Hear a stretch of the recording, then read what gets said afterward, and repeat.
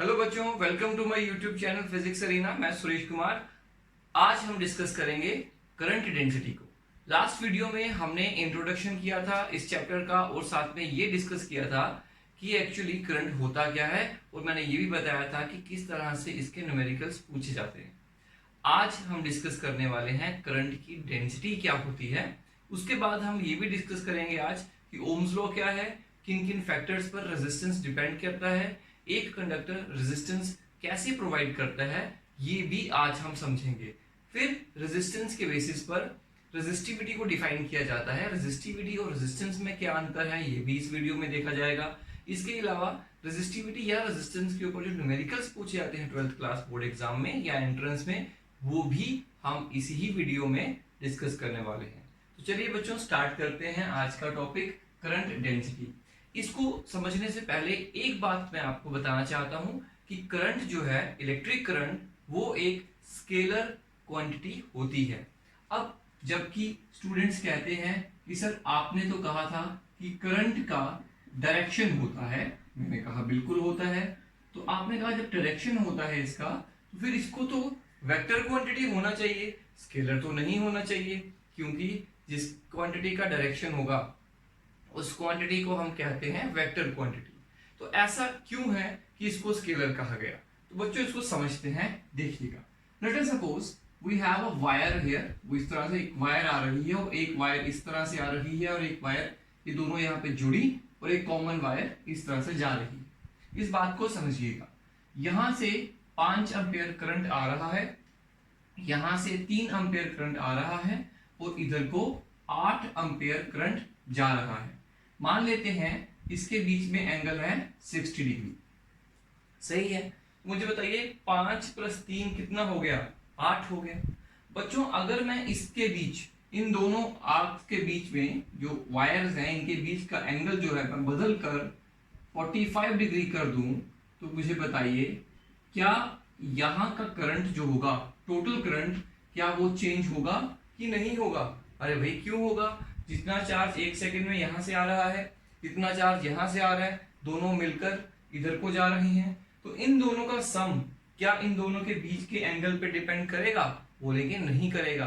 These two are wires, ये तारे हैं, तारों में करंट फ्लो कर रहा है। तो दो तार के बीच का एंगल अगर मतलब हम इस तरह से इसको मूव करें, एंगल को चेंज करें, तो क्या इनके सम पे फर्क पड़ेगा? नहीं पड़ेगा। ये हमेशा 8 ही रहेगा। इसका मतलब ये हुआ कि इसको जब हम ऐड करते हैं तो सिंपली ऐड करते हैं 5 ampere plus 3 ampere equal to 8 ampere. इस पर इनके बीच के एंगल का कोई भी फर्क नहीं पड़ता है। इसका मतलब क्या हुआ कि करंट जो है वो स्केलर के जो लॉ है, स्केलर लॉज, वो फॉलो करता है। मतलब जो स्केलर्स पर अलजेब्रा के लॉ लगते हैं वो लॉ ये फॉलो करता है। सिंपल एडिशन और मल्टीप्लिकेशन होती है इसके अंदर। इसके अंदर वेक्टर अलजेब्रा के लॉज अप्लाई नहीं होते। तो हम ऐसा कह सकते हैं कि since electric current has a direction but it does not obey the laws of vector algebra, that's why we can say it is not a vector quantity, it is a scalar quantity. Why? Because it does not obey the laws of vector algebra. जैसे हमने triangle law पढ़ा था vector algebra का, उसके बाद दूसरा parallelogram law पढ़ा था, वो लॉ इस पर अप्लाई नहीं होते जब इनको ऐड या सब्ट्रैक्ट करना हो। इसीलिए ये स्केलर के लॉ ओबे करता है करंट, दैट्स व्हाई इसको स्केलर्स की कैटेगरी में रखा गया है। चलिए ये बात तो आपको समझ में आ गई होगी। तो चलिए देखते हैं करंट डेंसिटी क्या होती है। बच्चों करंट डेंसिटी होता है current flowing through unit cross section of a conductor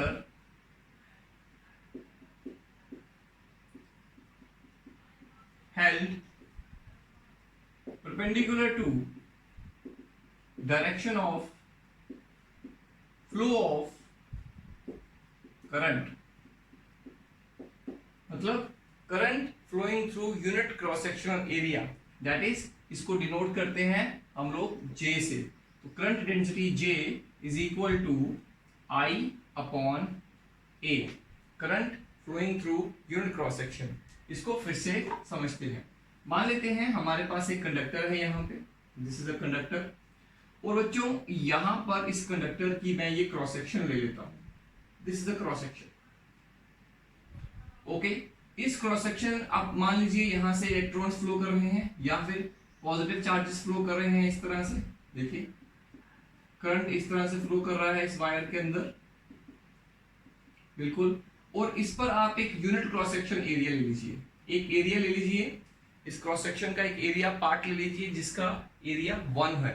इस 1 एरिया में से कितना करंट फ्लो कर रहा है उसे हम कहेंगे करंट डेंसिटी।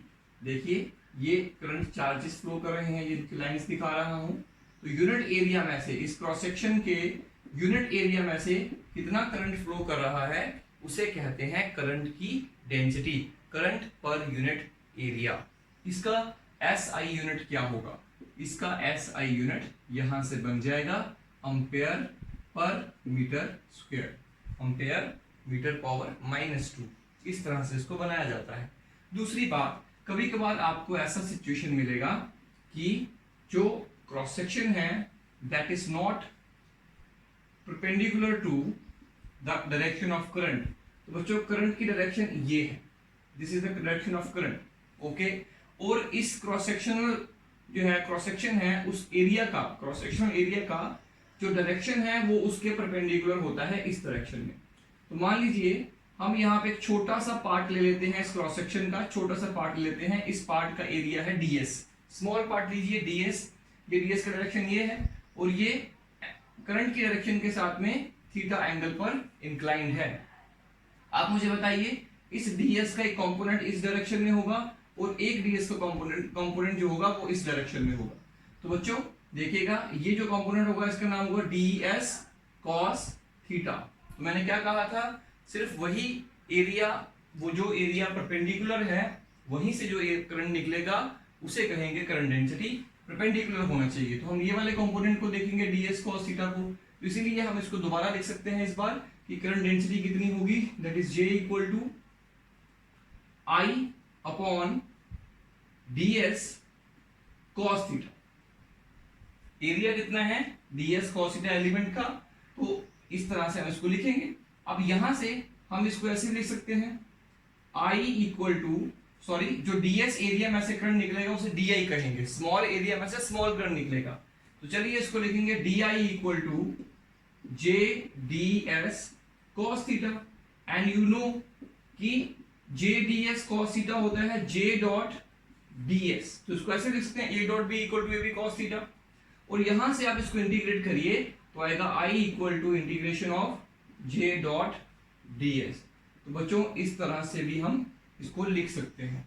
अब देखिए यहां से हमें क्या समझ में आ रहा है, यहां से हमें यह समझ में आ रहा है कि जो j है, j is a vector quantity. Current जो है वो स्केलर है, लेकिन जो उसकी करंट डेंसिटी है उसको वेक्टर लिया जाता है। तो देखिए बच्चों इस इक्वेशन से आपको बिल्कुल क्लियर दिख रहा है करंट क्या होगा, करंट डेंसिटी और एरिया वेक्टर का डॉट प्रोडक्ट, और डॉट प्रोडक्ट जो भी रिजल्ट आएगा वो हमेशा स्केलर होता है, because dot product is a scalar product. तो यहां से ये भी बात हमारी क्लियर हो जाती है। तो फॉर्मूला आप ऐसे भी लिख सकते हैं कि I equal to j dot ds।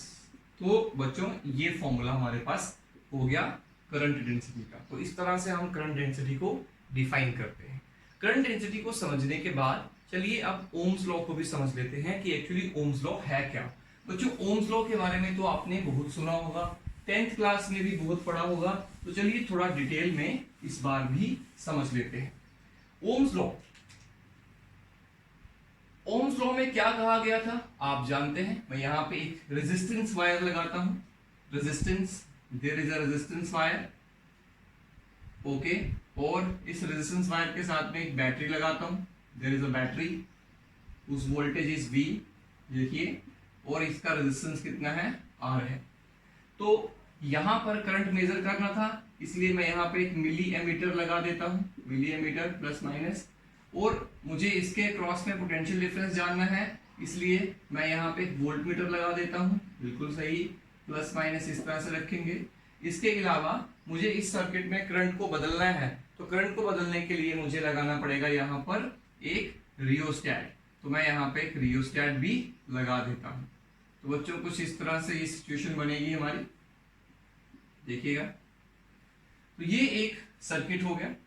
अब इस सर्किट में हमने क्या ऑब्जर्व किया, हमने ये ऑब्जर्व किया कि जब हम रियोस्टैट से, दिस इज रियोस्टैट, आपने लैब में भी देखा हो, राइट।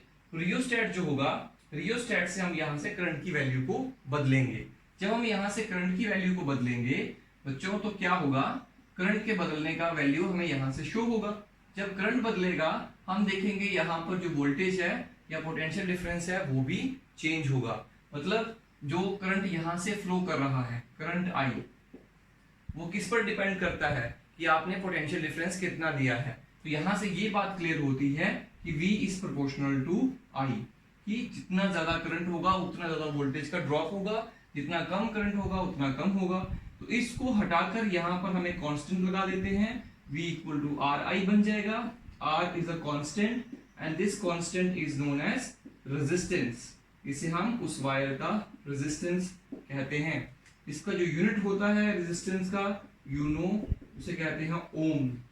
तो उसको डिनोट करने के लिए इस तरह का सिंबल यूज करते हैं। तो यहां से ये this is called Ohm's law. एक बात और याद रखिएगा, इसको करते समय यहाँ का टेम्परेचर जो है वो कांस्टेंट रखना है, एट कांस्टेंट टेम्परेचर। क्यों? क्योंकि अगर टेम्परेचर बदलेंगे तो रेजिस्टेंस बदलेगा, तो फिर ये दोनों प्रोपोर्शनल नहीं हो सकते। At constant temperature V is proportional to I। This is called Ohm's law. Ohm's law को समझने के बाद हम ये देखेंगे कि रेजिस्टेंस जो है वो किस किस फैक्टर पे डिपेंड करता है। तो सबसे पहले हमें ये समझना पड़ेगा कि रेजिस्टेंस होता क्या है और एक कंडक्टर में करंट को रेजिस्टेंस किस तरह से ऑफर किया जाता है, ये बात को समझते हैं। तो चलिए बच्चों देखिएगा, एक कंडक्टर है हमारे पास, मान लीजिए दिस इज अ कंडक्टर। ये मैं आपको कंडक्टर जूम करके दिखा रहा हूँ, देखिए। अब इस कंडक्टर में बहुत सारे आयंस होते हैं, तो दीज आर आयंस, इन्हें हम कर्नल्स भी कहते हैं। एटम्स होते हैं बहुत सारे इसके अंदर, क्योंकि बहुत सारे एटम्स को मिलाकर ही एक कंडक्टर बनता है। तो these are the ions, immobile ions कहते हैं इनको, इमोबाइल आयंस, या कहते हैं इनको kernels. They do don't move, वो मूव नहीं करते हैं। सॉलिड के अंदर जो एटम्स और मॉलिक्यूल्स हैं वो वैसे भी मूव नहीं करते, तो ये भी मूव नहीं करते। और एक कंडक्टर के अंदर बहुत सारे फ्री इलेक्ट्रॉन्स होते हैं। There are so many free electrons inside a conductor. Even जिसके अंदर फ्री इलेक्ट्रॉन्स होते हैं उसी को नाम देते हैं कंडक्टर का। चलिए आप क्या करते हैं, आप इस एंड को पॉजिटिव बना देते हैं और इस एंड को नेगेटिव बना देते हैं। And these are all electrons. अगर ये इलेक्ट्रॉन्स हैं जो फ्री हैं, फ्रीली मूव कर सकते हैं, they will move towards this direction. तो बच्चों जब ये कंडक्टर मूव करेगा, जब इलेक्ट्रॉन मूव करेगा, तो पहले इस तरह से जाएगा, फिर यहाँ से इसका कोलिजन होगा, वो इस तरफ आएगा, यहाँ से कोलिजन होके यहाँ आएगा, यहाँ से कोलिजन होके यहाँ आएगा, यहाँ से कोलिजन होके यहाँ, फिर यहाँ, फिर यहाँ, फिर यहाँ और फिर यहाँ। ये जो एक इलेक्ट्रॉन को यहाँ से यहाँ जाने में रास्ते में जो कोलिजन्स हो रहे हैं, इसी कोलिजन की वजह से रेजिस्टेंस होता है, रुकावट आती है। तो करंट की मूवमेंट में जो रुकावट आ रही है due to these immobile ions, उसे हम कहते हैं रेजिस्टेंस। तो इस तरीके से रेजिस्टेंस होता है। अब एक बात को समझते हैं, मान लीजिए आप किसी शादी में गए हैं और उस शादी में आपके पापा ने आपको बुलाया और आप भागते हुए गए। बहुत सारे लोग हैं वहाँ पर, बहुत रश है, आप एक किनारे पर हैं, आपके पिताजी ग्राउंड के दूसरे किनारे पर हैं। तो जब आप बीचों बीच ग्राउंड के जाएंगे तो रास्ते में बहुत सारे लोगों के साथ कोलिजन्स होंगे, आपके टक्कर लगेगी, वो रेजिस्टेंस होता है। उसी तरह से आप अपने आप को ये इलेक्ट्रॉन माने और ये जो हैं ये दूसरे लोग माने। तो जब आपको यहाँ से यहाँ जाना है तो रास्ते में बहुत सारे कोलिजन्स होते हैं, इसी वजह से रेजिस्टेंस मिलता है करंट के फ्लो को। तो ये जो कोलिजन्स हो रहे हैं यही कारण होता है रेजिस्टेंस का। तो कुछ मटेरियल्स के रेजिस्टेंस ज़्यादा होता है, कईयों का कम होता है, because of different type of structures. Material के स्ट्रक्चर अलग होते हैं, इसलिए इस तरह से होता है। दूसरी बात, अब किन किन फैक्टर्स पे रेजिस्टेंस डिपेंड करता है? Factors on which resistance of a conductor depends. तो चलिए बच्चों देखते हैं इसमें क्या है। ये ऑब्जर्व किया गया कि रेजिस्टेंस जो है एक तो वो डिपेंड करता है लेंथ ऑफ द कंडक्टर, कि लेंथ जितनी ज़्यादा उतना ज़्यादा रेजिस्टेंस। सोचो बच्चों, ये जितनी बड़ी लेंथ होगी कंडक्टर को, इलेक्ट्रॉन को यहाँ से यहाँ आना है, तो जितना ज़्यादा लंबा रास्ता होगा उतने ज़्यादा कोलिजन होंगे, उतना ज़्यादा रेजिस्टेंस होगा। तो पहली बात तो ये हुई। दूसरी बात ये ऑब्जर्व की गई कि रेजिस्टेंस जो है वो इन्वर्सली प्रोपोर्शनल है क्रॉस सेक्शनल एरिया के। ये जो वायर है ये कितनी मोटी है, इसका एरिया कितना है क्रॉस सेक्शन का, this is called cross sectional area. तो तार जितनी मोटी होगी उसका रेजिस्टेंस उतना कम होगा, तार जितनी पतली होगी उसका रेजिस्टेंस उतना ज़्यादा होगा। तो ये दोनों चीज़ों से आपने ऑब्जर्व किया कि R is proportional to L/A। यहाँ से इसको हटाने के बाद एक कांस्टेंट लगेगा, दैट इज़ रो, उसको नाम दिया गया रो, L/A। बच्चों ये एक फॉर्मूला है जो आपको नया मिला आज, 10th में आपने ऑलरेडी पढ़ा होगा। यहाँ पे जो कांस्टेंट लगाया है इसका नाम क्या है? हम इसको कहते हैं स्पेसिफिक रेजिस्टेंस। स्पेसिफिक रेजिस्टेंस कहा जाता है इसको, या फिर इसको कहा जाता है रेजिस्टिविटी। स्पेसिफिक रेजिस्टेंस या रेजिस्टिविटी कहा जाता है इसको। अब यहाँ से चलिए डिफाइन करते हैं कि स्पेसिफिक रेजिस्टेंस या रेजिस्टिविटी होता क्या है। तो बच्चों इसको समझना बहुत ज़रूरी है आपके लिए, ध्यान से समझिएगा इस कॉन्सेप्ट को। देखिए हम जानते हैं R equal to row L/A है। अगर किसी कंडक्टर का लेंथ जो है वो 1 हो जाए और एरिया क्रॉस सेक्शन भी 1 हो जाए, area of cross section equal to 1 metre square, then the resistance is equal to rho. देखिएगा इसको भी 1 करो, इसको भी 1 करो, मतलब ऐसा कंडक्टर जिसकी लंबाई भी 1 है और जिसका एरिया भी 1 है, उस कंडक्टर का जो रेजिस्टेंस होगा वो रो के बराबर होगा। तो सिंपली रो को कैसे डिफाइन करेंगे? तो बोलेंगे resistivity is equal to resistance. मैं लिख देता हूँ रेजिस्टिविटी, मैं सीधा लिखता हूँ resistivity rho is the resistance is equal to resistance offered by या of unit volume of conductor। कोई भी कंडक्टर जिसका वॉल्यूम 1 है, बच्चों देखो कोई कंडक्टर ऐसा है मान लीजिए जिसका एरिया भी 1 है और जिसकी लंबाई भी 1 है, तो इसका वॉल्यूम कितना होगा? πr²h। एरिया भी 1 है, लंबाई भी 1 है, तो वॉल्यूम भी 1 होगा। ऐसा कंडक्टर जिसकी लंबाई 1 है, एरिया भी 1 है, मतलब वॉल्यूम 1 है, उस जितना रेजिस्टेंस वो ऑफर कर रहा है उसे कहते हैं उसकी रेजिस्टिविटी। अब मान लीजिए ये एक कंडक्टर है, इस कंडक्टर की लेंथ L है और एरिया A है। तो मान लेते हैं इसका एक पार्ट ले लेते हैं इतना सा, जिसकी लेंथ भी 1 है, ब्रेड्थ भी 1 है और बाहर को भी 1 है, मतलब इसका वॉल्यूम कितना है? Volume equal to 1। इतना सा पार्ट, यूनिट वॉल्यूम इसे कहेंगे। इस कंडक्टर का एक यूनिट वॉल्यूम जितना रेजिस्टेंस ऑफर कर रहा है उसे कहते हैं उस मटेरियल की रेजिस्टिविटी। तो resistivity is what? Resistance offered by unit volume of a conductor, this is called resistivity. तो इस तरह से रेजिस्टिविटी को डिफाइन करते हैं। तो बच्चों ये हो गई हमारी रेजिस्टिविटी। तो रेजिस्टिविटी और रेजिस्टेंस के बीच में समझ में आया होगा आपको। देखिएगा फिर से, पूरा कंडक्टर जितना भी रेजिस्टेंस दे रहा है उसे कहते हैं उसका रेजिस्टेंस। उस कंडक्टर का एक पार्ट जितना रेजिस्टेंस ऑफर कर रहा है उसे कहते हैं उसकी रेजिस्टिविटी या स्पेसिफिक रेजिस्टेंस। स्पेसिफिक का मतलब पर्टिकुलर पार्ट का रेजिस्टेंस कितना है, स्पेसिफिक रेजिस्टेंस। तो रेजिस्टेंस और स्पेसिफिक रेजिस्टेंस में फ़र्क को समझिए।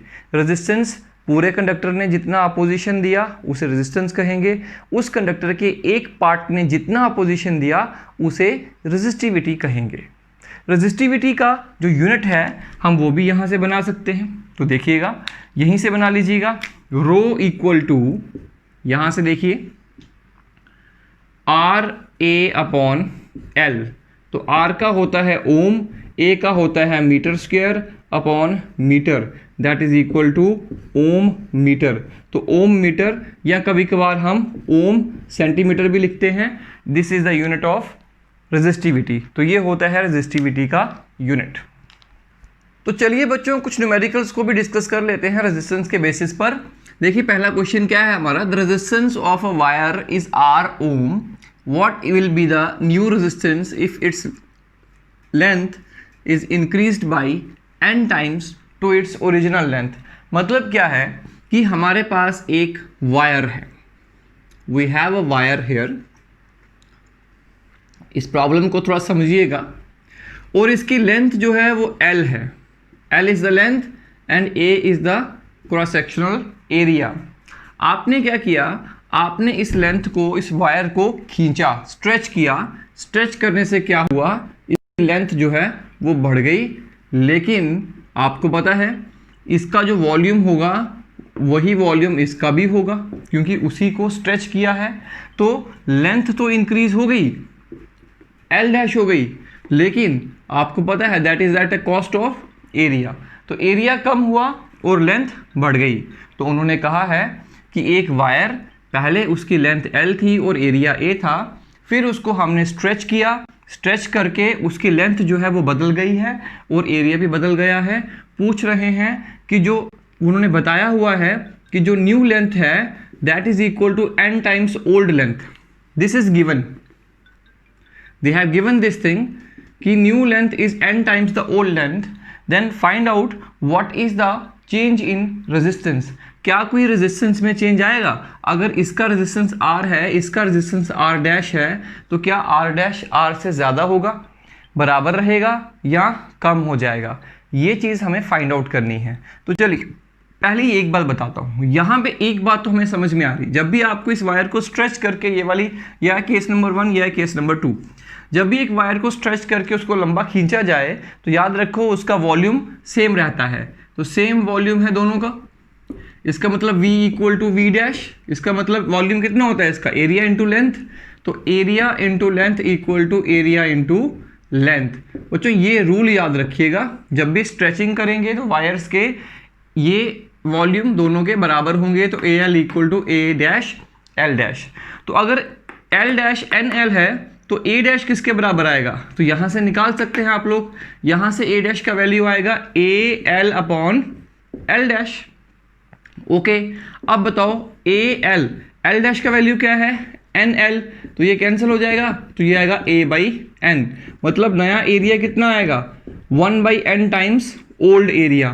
तो बच्चों देखो, जितने टाइम्स लेंथ को इंक्रीज किया है उतने ही टाइम्स एरिया कम हो गया है।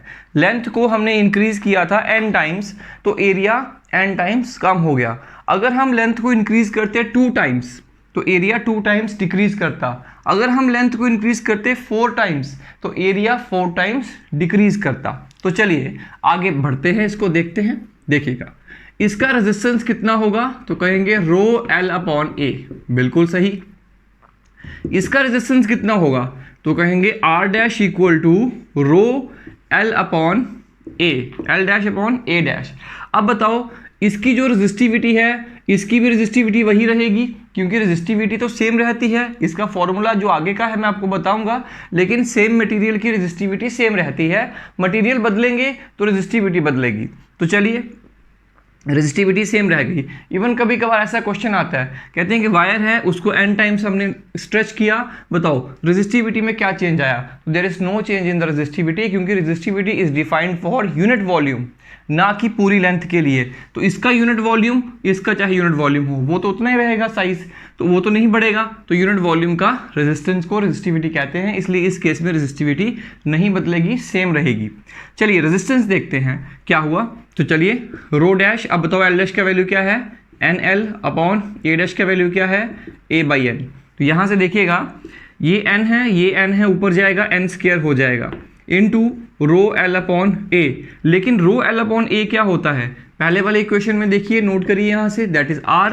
तो यहाँ से आएगा R dash equal to N square into R, means implies new resistance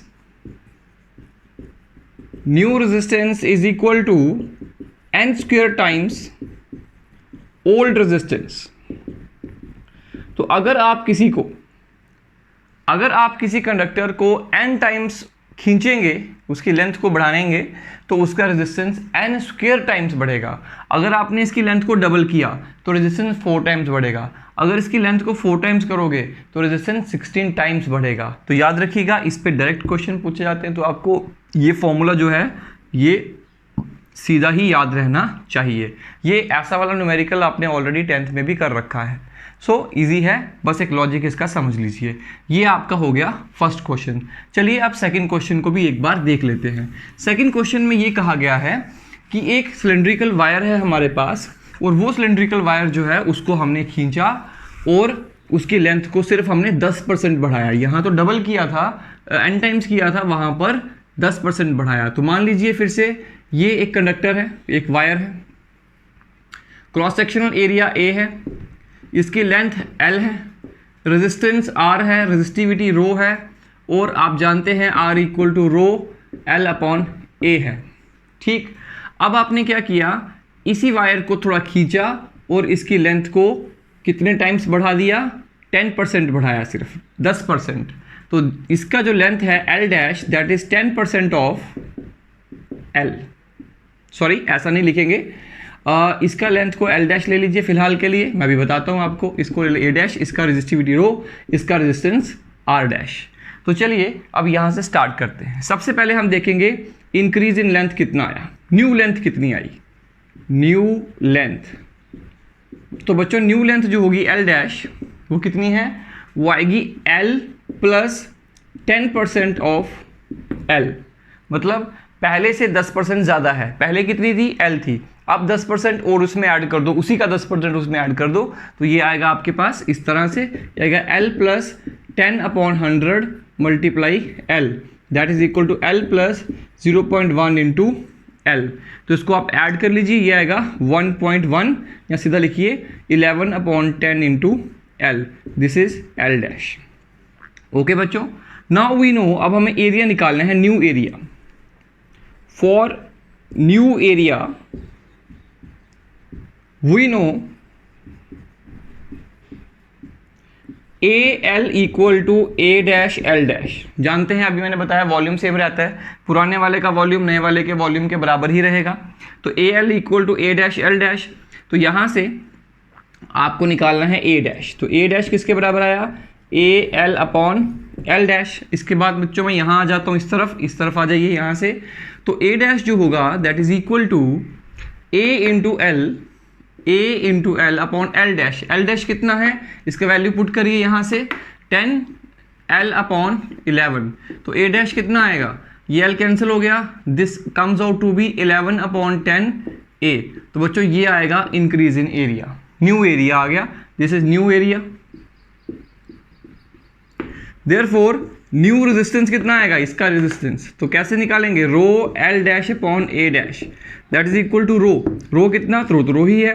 L dash का वैल्यू क्या है, तो लिखेंगे 11/10 इंटू L अपॉन 10/11, हाँ इसका लिखेंगे 10/11 इंटू A, यहाँ पे लिखेंगे A। तो बच्चों ये इस तरह से आएगा, तो दैट इज इक्वल टू, देखिएगा ये आएगा हमारे पास, ये ऊपर जाएगा तो ये बनेगा 11 into 11 121/100 into L upon A, that is equal to 121/100 into rho L upon A। Rho ये है, L और ये है। तो बच्चों देखिएगा 121/100 into R, that is R dash. तो न्यू रेजिस्टेंस पुराने वाले से कितना ज़्यादा है, 121/100 टाइम्स ज़्यादा है। चलिए यहाँ तक तो हमने इसको सॉल्व कर लिया। इसके बाद निकालना क्या है, क्वेश्चन क्या है, उन्होंने पूछा है कि परसेंटेज इंक्रीज निकालो कितना होगा। तो परसेंटेज इंक्रीज कैसे निकालते हैं, percentage increase in R that is resistance is equal to, देखिएगा R dash minus R, change in resistance upon original resistance multiply 100। This is the formula for increase in resistance. Change in resistance कितना change आया, कितने में से आया, multiply 100। अब देखिए इसके बाद यहाँ पे इसकी वैल्यू लगा लीजिए, आर डैश का वैल्यू यहाँ से पुट करिए, ये आएगा आपके पास 121/100 मल्टीप्लाई, यहाँ से आएगा आर माइनस r/r मल्टीप्लाई 100। बच्चों अब इनको कैलकुलेट करेंगे, you will get that is 21, इसका आंसर जो बनेगा दैट इज 21%। तो this is the right answer. इस तरह से इसको सॉल्व किया जाता है। तो अब देखिए हमने किस तरह से टेक्निकली इस क्वेश्चन को सॉल्व किया। मेन लॉजिक याद रखिएगा, old volume equal to new volume, that is A L equal to A dash L dash.